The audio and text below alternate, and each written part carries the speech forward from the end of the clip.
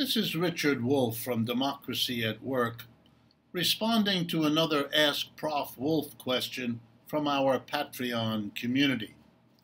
This question comes from Patreon community member, Big Fan of Trees. That's his or her chosen name. The question is about Cuba. What's going on in Cuba?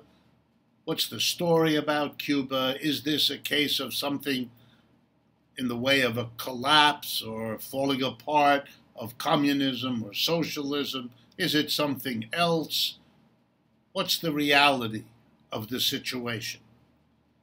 And I'm glad to answer this question because talking about Cuba from time to time is an important reality, because Cuba has shown a side of the United States that you could not and would not see quite so clearly if it were further away. Cuba being, as I think most of you know, a mere 90 miles from the coast of Florida. So let's talk about Cuba, and let's talk about it in a general way, which is what we ought to apply to any country we were seeking to understand or evaluate. What are its strengths? What are its weaknesses? What are its achievements? What are its problems? And so on. So let me begin this way. Probably the biggest crisis facing the world, Cuba included, these days is COVID-19 in all its variants. And here there's an instructive comparison I can make between the United States and Cuba. The population of Cuba is about 11 million people. The population of the United States, about 325 million people. In other words, the United States has roughly 30 times the population of Cuba. Now let's look at the COVID fatalities, the number of people who have died from the disease. In Cuba, so far, 3,000. In the United States, so far, 600,000 and counting. Let's do the comparison. The United States has 11 times the population of Cuba, but it has 200 times the number of deaths. There is thus no comparison.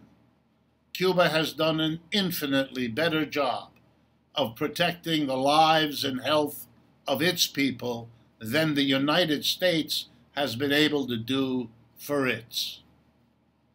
Cuba has a greater literacy rate. That is, a higher percentage of Cubans read and write than Americans do. Cuba has the best healthcare system in the Western Hemisphere on many dimensions. Child mortality, times in the hospital, doctors as a percentage of the population, and so on. Cuba has focused on its healthcare industry, exporting doctors, nurses, medical equipment all over the world in a remarkable way that no other small, less developed country anywhere in the world has equaled.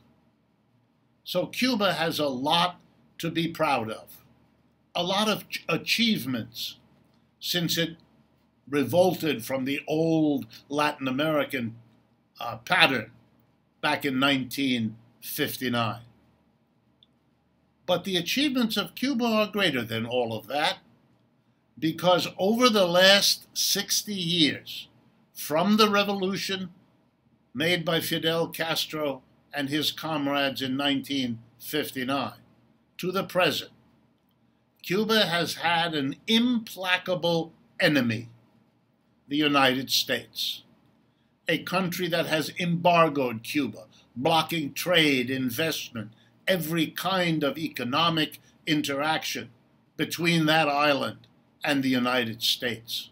And make no mistake, that was a devastating blow, because Cuba, for the previous 200 years, had geared its entire economy to the nearby United States. Exports, imports, investment, tourism, you name it. Cuba was appended to the United States. In many ways, like Puerto Rico was, even though Cuba was, of course, not a part of the United States. So the friend, the ally, the trading partner became the great enemy. And that enemy didn't resist the call to military adventures. In 1961, the United States organized, trained, shipped, funded an invasion to overthrow Fidel Castro's new young regime in the so-called Bay of Pigs fiasco. It was a total failure.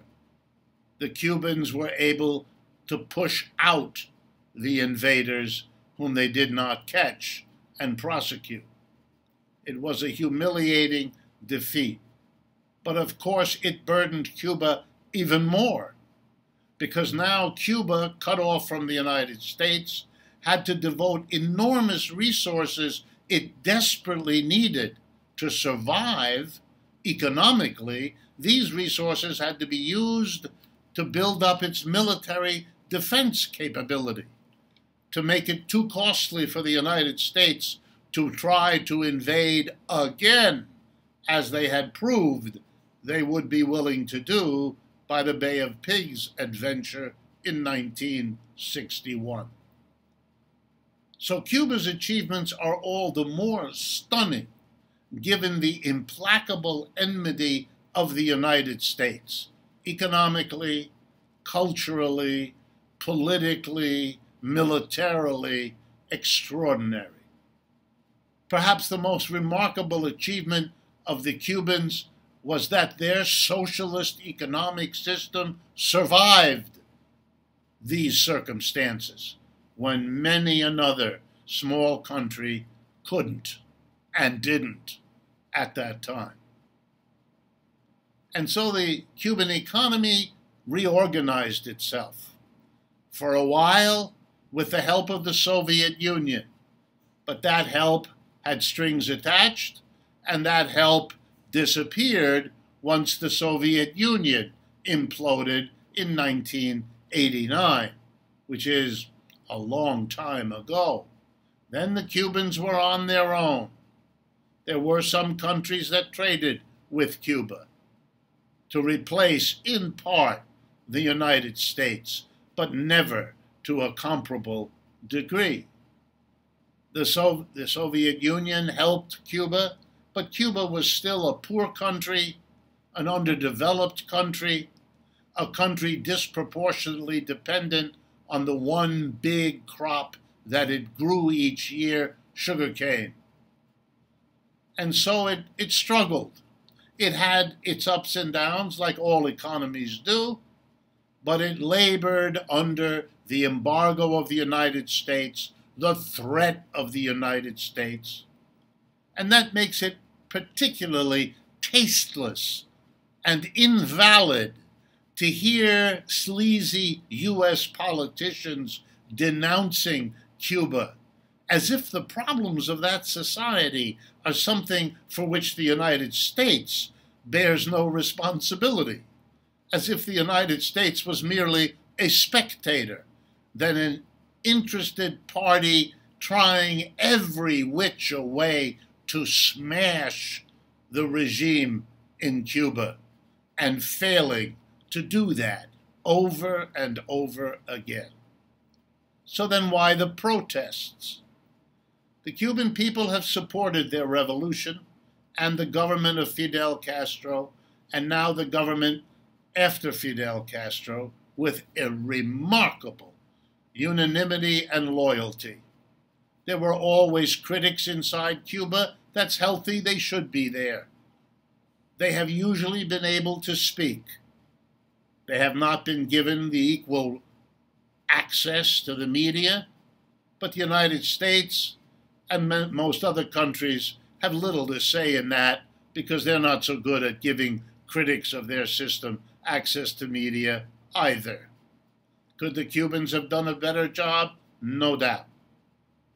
And there are people in Cuba who are determined to reform the system, to change the system, to move forward, to find new ways, and they have been expressing themselves with some anger because things are going too slowly, because the crash of the world economy in the early months of 2020 impacted Cuba too. But make no mistake, this is a struggling socialist society, but much more unified than we are in the United States. And with friends around the world, my guess is they'll get through these hard times, but they have a long road to go and scarce resources to devote to becoming a wealthier, more settled economic system.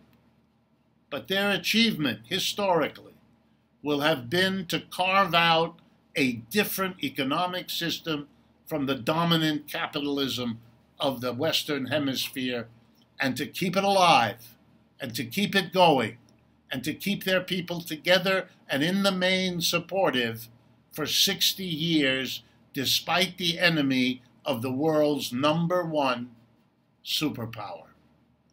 This is Richard Wolff for Democracy at Work.